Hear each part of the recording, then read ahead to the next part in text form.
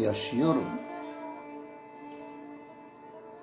Sevmek onsuz duramamaksa seni seviyorum. Sevmek her an onu anmaksa seni seviyorum. Sevmek onu yaşamaksa işte ben yaşıyorum. Çünkü sensiz duramıyor.